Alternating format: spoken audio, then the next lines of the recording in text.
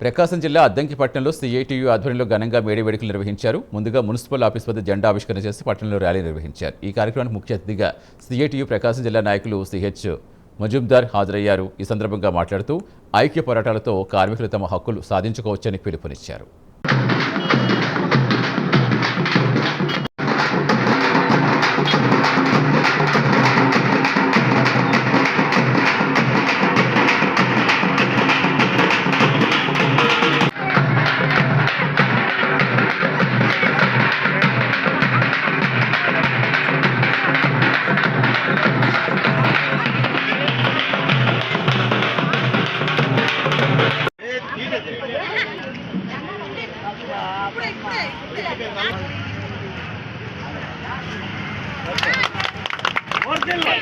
ప్రపంచ కార్మిక దినోత్సవం మేడే, ప్రపంచ కార్మిక దినోత్సవం మేడే, మున్సిపల్ కార్మికుల ఐక్యత, మున్సిపల్ కార్మికుల ఐక్యత, కనీస వేతనం 26,000 రూపాయలు.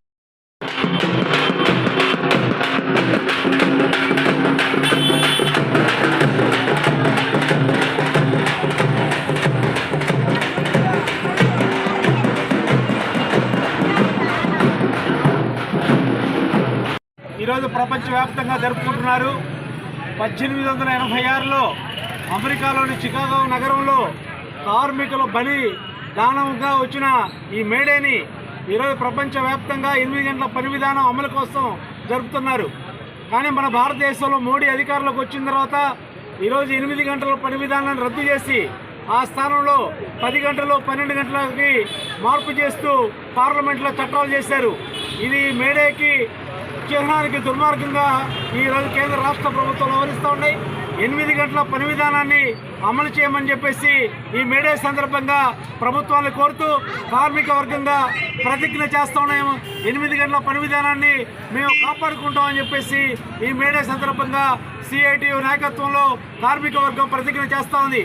అంతేకాదు ఈరోజు కార్మిక వర్గం అన్ని రంగాల్లో పనిచేస్తున్న కార్మికుల్ని రెగ్యులర్ చేయాలని, సమాన పనికి సమాన వేతనం ఇవ్వాలని, కనీస వేతనం 26,000 రూపాయలు ఇవ్వాలని చెప్పి మేము డిమాండ్ చేస్తూ ఉన్నాం. ఈరోజు అనేక రంగాల్లో కార్మికులు పెద్ద ఎత్తున పనిచేస్తున్నారు. మున్సిపల్ కార్మికులు కానీ, ముఠా కార్మికులు కానీ, ఇతర అనేక రంగాల్లో పనిచేస్తున్న కార్మికులకి ఎటువంటి భద్రత లేకుండా, కనీస వేతనం అమలు చేయకుండా ఈరోజు రాష్ట్ర కేంద్ర ప్రభుత్వాలు అనేకమైన దుర్మార్గ విధానాలు అవలంబిస్తున్నాయి.